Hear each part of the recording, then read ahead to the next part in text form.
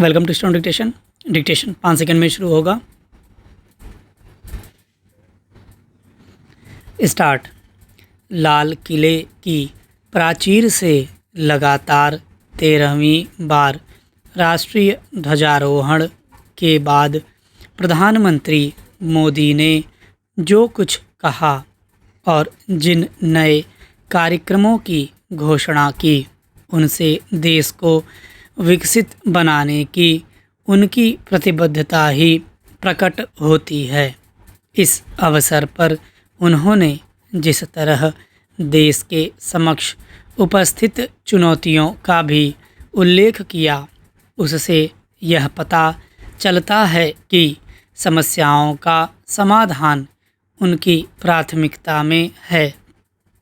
ऐसा होना भी चाहिए, लेकिन यही प्राथमिकता केंद्रीय सत्ता के प्रशासन की भी होनी चाहिए। इतना ही नहीं, इस मामले में राज्य सरकारों को भी केंद्र सरकार के साथ सहयोग करना होगा।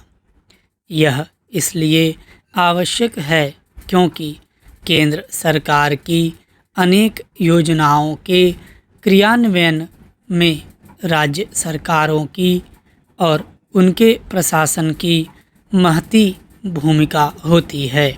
देश को विकसित बनाने का लक्ष्य तब पूरा होगा जब केंद्र और राज्य एक टीम की तरह काम करेंगे।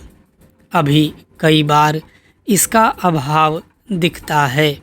देश को विकसित बनाने के लिए केवल यह आवश्यक नहीं कि समस्याओं की सही तरह पहचान हो, आवश्यक यह भी है कि उनके समुचित समाधान के तौर तरीके विकसित किए जाएं। ऐसा तब होगा जब सरकारी योजनाओं के अनुपालन में विश्व स्तरीय मानकों और गुणवत्ता को अपनाया जाएगा। अभी ऐसा नहीं हो पा रहा है और इसीलिए कई महत्वाकांक्षी योजनाएं अपेक्षित नतीजे नहीं दे पा रही हैं। इस बार लाल किले की प्राचीर से प्रधानमंत्री ने जो घोषणाएं की, उनमें प्रमुख हैं 1 करोड़ युवाओं को AI का प्रशिक्षण देना और छात्रों को ऑनलाइन कोचिंग की सुविधा उपलब्ध कराना। ये दोनों पहल सराहनीय है और समय की मांग के अनुरूप हैं। लेकिन क्या सरकारी कोचिंग निजी कोचिंग संस्थानों के दबदबे को कम कर पाएगी? प्रश्न यह भी है कि कहीं युवाओं को दिए जाने वाले AI प्रशिक्षण कार्यक्रम का हस्र कौशल विकास जैसा तो नहीं होगा।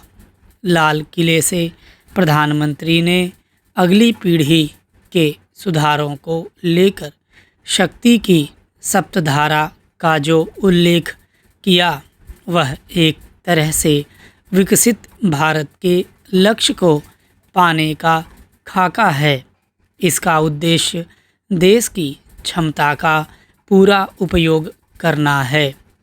सप्तधारा की पहली शक्ति मैन्युफैक्चरिंग क्षमता, दूसरी शक्ति कृषि एवं खाद्य उत्पादन, तीसरी शक्ति प्रौद्योगिकी एवं नवाचार और चौथी शक्ति गति शक्ति है। इसका आशय कनेक्टिविटी से है। सप्तधारा की 5वीं शक्ति रक्षा शक्ति, 6ठी शक्ति ग्रीन इकोनॉमी, ब्लू इकोनॉमी और 7वीं शक्ति देश की सॉफ्ट पावर है। इन सभी शक्तियों को बल तब मिलेगा जब उनके इस्तेमाल में समाज के हर हिस्से की हिस्सेदारी होगी। इससे ही असमान विकास की समस्या का निदान होगा। अच्छा होगा कि इन शक्तियों का उपयोग नैतिक बल के साथ किया जाना सुनिश्चित किया जाए। स्टॉप।